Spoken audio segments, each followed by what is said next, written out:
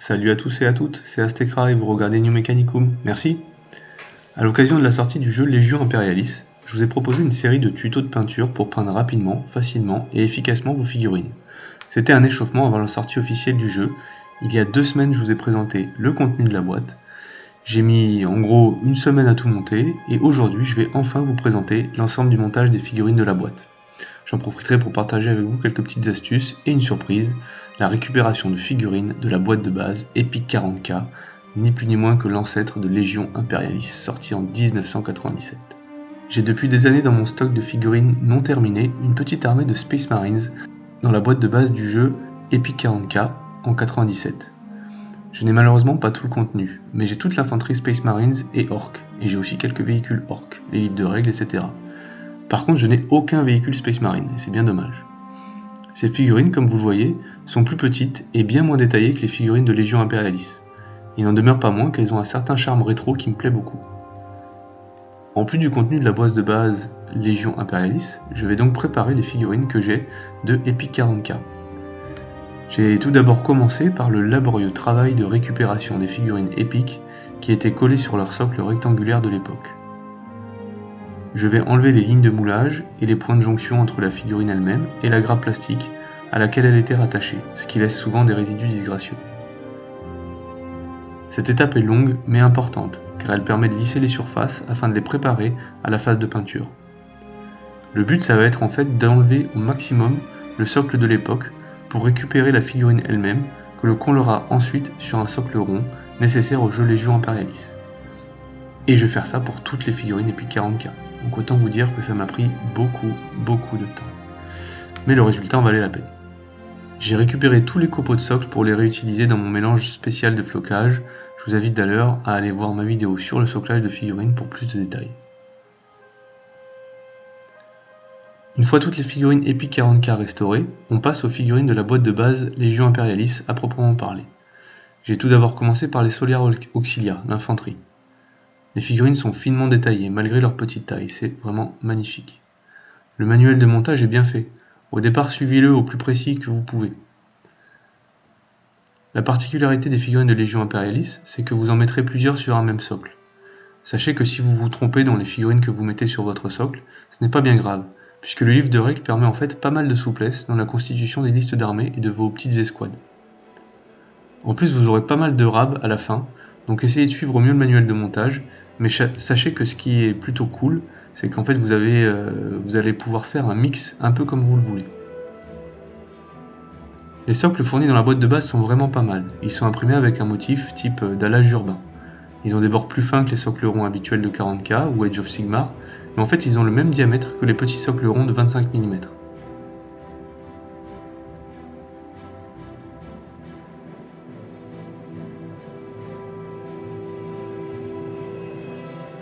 En fait ça fait pas vraiment une grosse différence, et même si j'aime bien les socles de la boîte de base, mon idée c'est de faire un terrain un peu plus accidenté avec des ruines, des débris, mais aussi du relief, car j'imagine mal des armées entières s'affrontant sur une surface bien plate et bitumée de plusieurs kilomètres carrés. Donc je mélangerai un petit peu les socles de la boîte de base avec les socles de 25 mm. En termes de place, forcément, les réguliers de 25 mm laissent un peu moins d'espace, mais globalement ça passe. J'ai ensuite préparé par petits tas de 5 figurines mes mini-escouades.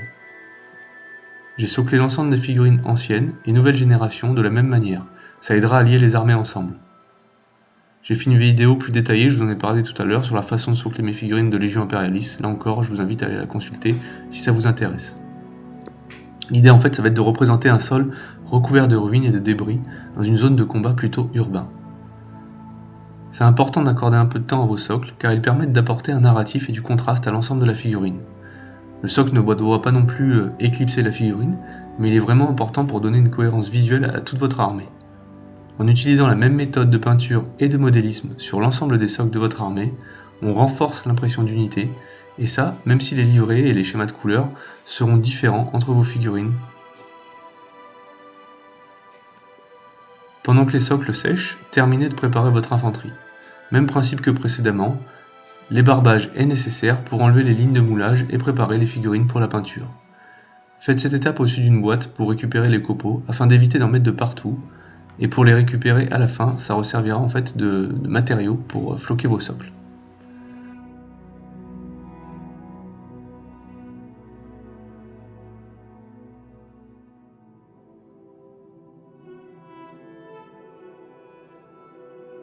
Une fois vos figurines prêtes et vos socles secs, vous pouvez commencer à coller les figurines sur les socles.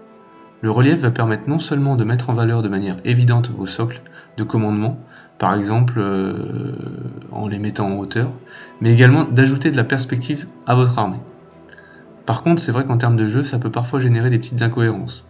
Il faut garder à l'esprit que vos figurines d'infanterie, notamment, elles sont censées être taille 1, soit au niveau du sol.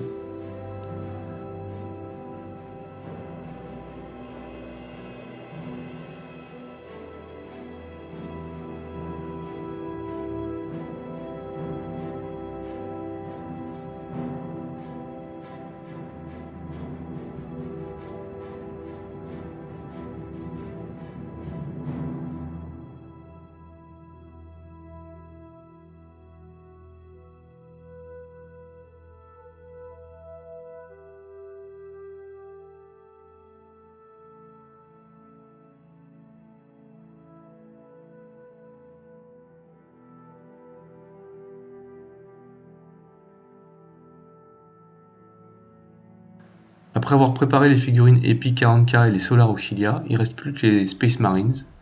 Même principe que précédemment. Essayez de suivre les instructions du guide au maximum, mais après c'est pas grave si vous changez un peu. Il y aura de toute façon du RAB et une grande liberté dans la construction de votre liste d'armées.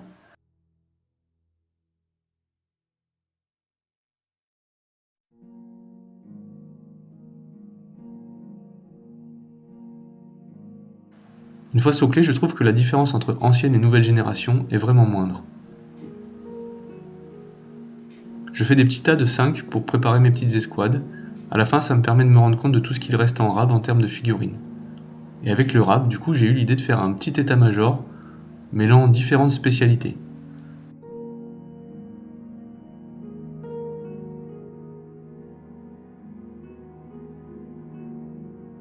C'est pas du tout legit en termes de jeu, mais en termes de figurines, je trouve ça plutôt cool. En plus, avec les RAB humains et d'autres Space Marines, je vais faire donc cette espèce de grand état-major mêlant plusieurs Space Marines de différentes légions, des Iron Warriors, l'Alpha Légion et les World Eaters, ainsi que quelques humains. En termes de jeu, ça n'a vraiment pas de plus-value, mais ça me plaît vraiment bien en termes de figurines.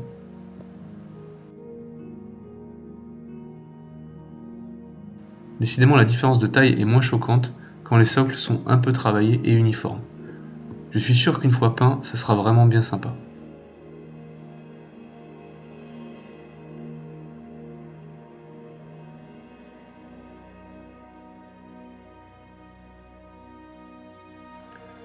Et vraiment, j'aime vraiment bien ce relief.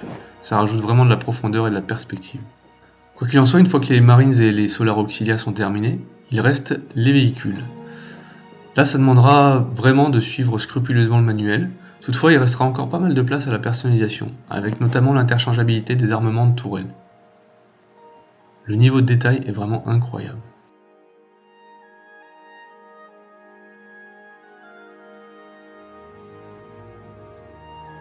Après les Kratos, les Predators.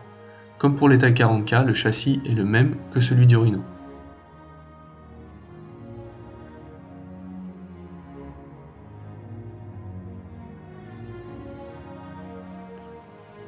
Ce qui est top, c'est qu'il y a suffisamment de pièces pour faire 2 tourelles par char, aussi bien pour le Kratos que pour les Predators. Donc ne collez pas les tourelles, ça vous permettra plus d'interchangeabilité entre les armes, et donc plus de flexibilité lors de la constitution de vos listes d'armées.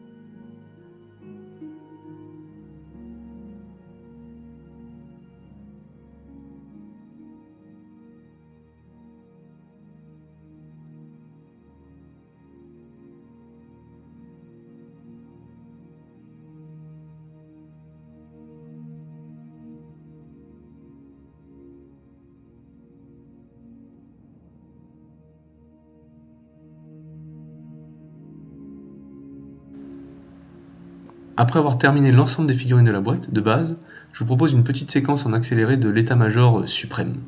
J'ai fait 2 pions de commandement à partir des Space Marines et j'ai récupéré quelques Marines en rab, plus quelques Solar Auxilia. L'idée c'est de mettre sur le même socle toutes ces figurines afin de représenter l'ensemble des forces qui constitueront mon armée.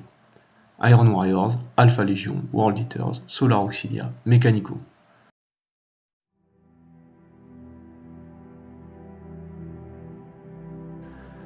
J'utiliserai un socle un peu plus grand, c'est pas du tout légal d'un point de vue liste d'armée, et cet état-major n'a vraiment aucune règle en tant que telle. Mais encore une fois, j'adore l'idée d'un haut commandement représenté sur le champ de bataille.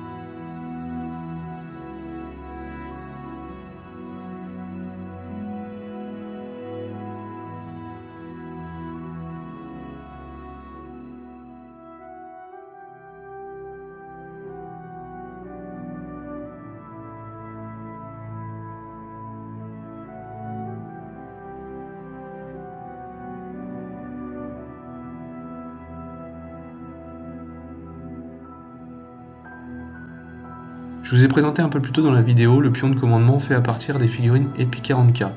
J'ai juste le porte-étendard qui était cassé. Je vais donc utiliser un peu ma boîte à ravio pour essayer de trouver quelque chose qui pourrait faire office d'étendard. Bon, ça fait beaucoup de boîtes dans lesquelles farfouiller, mais je vous conseille quand même de vous constituer vous-même ce petit type de réserve, c'est toujours utile pour vos projets de conversion. J'avoue, moi ça fait des années que je collectionne, donc forcément ça fait pas mal de choses à fouiller. Bon, au final, je vais partir sur le Edge Brass de Forge World avec un bel insigne de la 12e Légion. Ça entérinera le fait que les Marines ancienne génération seront bel et bien des World Eaters. J'ai utilisé le cadre de la feuille de Edge Brass pour faire une petite armature afin de permettre de coller l'insigne en bout de hampe sans avoir besoin de s'embêter à contrepercer. Pour les Lehman russes, même principe que pour les autres chars, les tourelles sont interchangeables, donc ne les collez pas.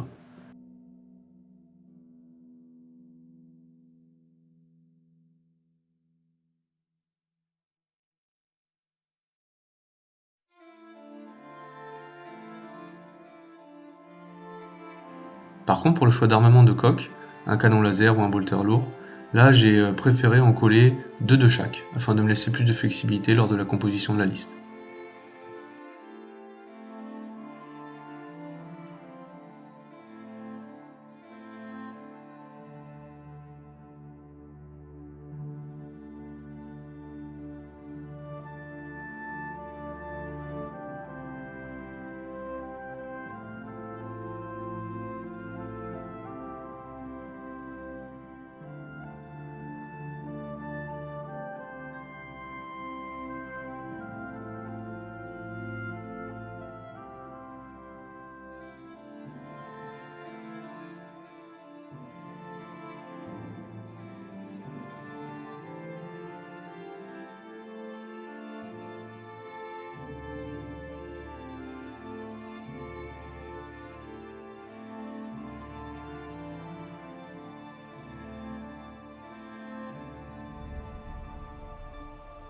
Et voilà, il restera plus que les 2 titans. Bon, ça représente quand même 3 grappes, donc ça va prendre là encore pas mal de temps.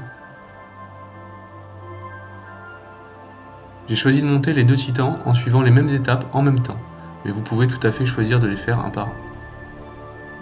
Les grappes vous permettent beaucoup de flexibilité avec des sculptes loyalistes, traîtres ou neutres. J'ai sélectionné à chaque fois les panneaux les plus traîtres possibles, même si en vérité ce qui compte ça va être la peinture et le schéma de couleur utilisé.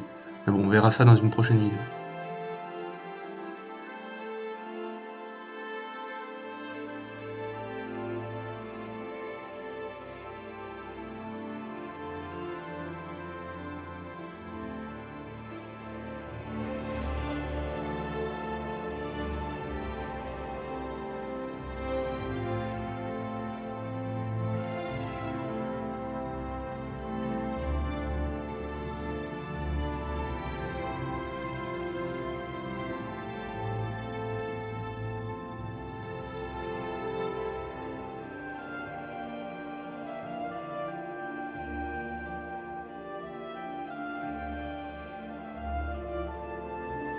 J'ai utilisé un système d'aimants pour pouvoir changer facilement les armes de mes titans. C'est une étape totalement optionnelle. Ça prend un peu de temps et ça demande d'acheter au préalable des aimants de modélisme, mais au final je trouve que ça en vaut vraiment la peine. Tout d'abord on commence par découper les parties arrondies des bras. On va remplacer cet arrondi en fait par des aimants. Conservez les bouts que vous avez coupés, ça servira à combler les emplacements d'armes.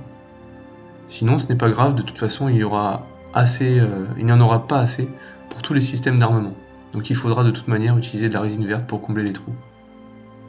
En effet, vous allez vous retrouver avec tous les systèmes d'armement en double, pour au final une dizaine de bras différents, et donc beaucoup de combinaisons possibles. À ces combinaisons, si vous rajoutez en plus les systèmes d'armes classiques type Mega Bolter, canon à plasma, etc., qui sont en fait sur les autres kits de Warhound, ça va vous offrir un éventail vraiment important de combinaisons d'armes. Et du coup, c'est vraiment pour ça que je conseille les aimants. La seule petite difficulté réside dans le positionnement des aimants. Assurez-vous de tout le temps les mettre dans le même sens pour ne pas qu'ils se repoussent. Comme vous l'avez peut-être remarqué, j'utilise une méthode toute bête pour savoir en fait toujours dans quel sens sont mes aimants. Et j'ai tout simplement mis au bout d'une pile un aimant plus petit. Comme ça, en considérant que le petit aimant c'est le bas de la pile, je prends toujours les aimants du haut de la pile et je les colle toujours sur la même face. Ainsi, je suis sûr de ne pas me tromper. Et si jamais vous deviez vous tromper, de toute façon, c'est pas bien grave, il suffira de décoller puis recoller. C'est juste un petit peu plus chiant. Avant que la colle ou la résine ne sèche trop, testez tous vos aimants. Les systèmes d'armement doivent se repousser entre eux et non s'attirer, sinon là, c'est qu'il y a un problème. Les aimants se collent avec de la super glue tout simplement.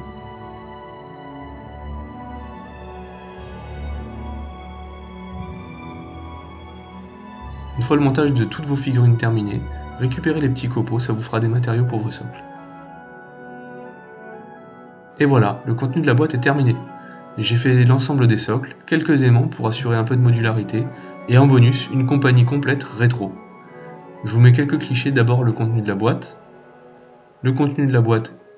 plus celui d'Epic 40K, et enfin l'ensemble de ma collection pour Légion Imperialis, avec les titans et chevaliers. D'ailleurs j'ai fait quelques tutos de peinture pour ma chaîne, n'hésitez pas à aller y jeter un coup d'œil, pour trouver l'inspiration. La suite, ça sera bien sûr de peindre tout ce petit monde. Alors j'en ai parlé dans ma vidéo d'unboxing, je vais collectionner une légion de Iron Warriors qui ont l'avantage d'avoir un schéma de couleur ultra simple et percutant et qui s'inscrivent bien dans l'historique de mon armée avec les titans et les maisons de chevaliers renégats des mondes du système d'Estaban. L'armée sera déployée sur Talarn. Petite entorse à l'historique, mes Iron Warriors seront renforcés de quelques troupes de choc World Eaters, en l'occurrence les figurines Epic 40K. Et dans un futur un peu plus lointain, je rajouterai quelques éléments de l'Alpha Légion qui étaient présents eux aussi sur Talarn. Il s'agira principalement d'éléments de reconnaissance rapide, sur moto et sur Landspeeder. Je rajouterai beaucoup de chars et de drop pods pour motoriser toute mon infanterie, aussi bien Iron Warriors que World Eaters. Beaucoup d'artillerie aussi bien Space Marines d'ailleurs que Solar Auxilia. Et enfin du soutien aérien avec toute la gamme des aéronefs et surtout l'incontournable Thunderhawk.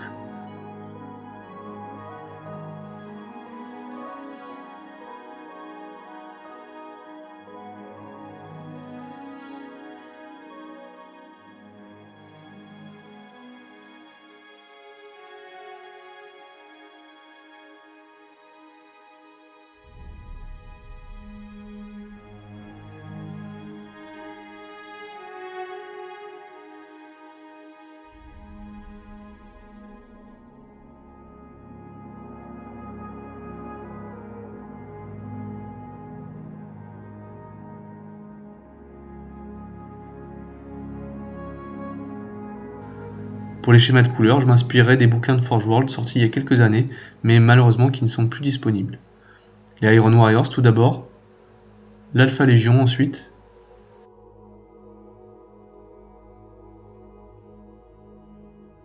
et enfin dans un autre tome, les World Eaters.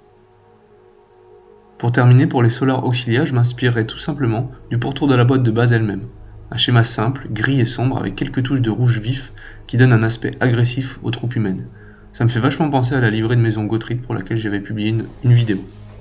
Je ne sais pas combien de temps ça prendra, mais soyez assurés que je ferai tout pour que la suite sorte rapidement. Merci de m'avoir suivi jusque là, et j'espère que cette vidéo vous aura plu. Continuez à suivre ma chaîne si vous voulez des conseils de peinture pour obtenir une armée de manière super simple, rapide et efficace. Comme d'habitude, si la vidéo vous a plu, n'hésitez pas à liker, à partager, à laisser un commentaire et à vous abonner à ma chaîne. Je vous dis à très bientôt pour une prochaine vidéo. Merci à tous et à toutes. Ciao.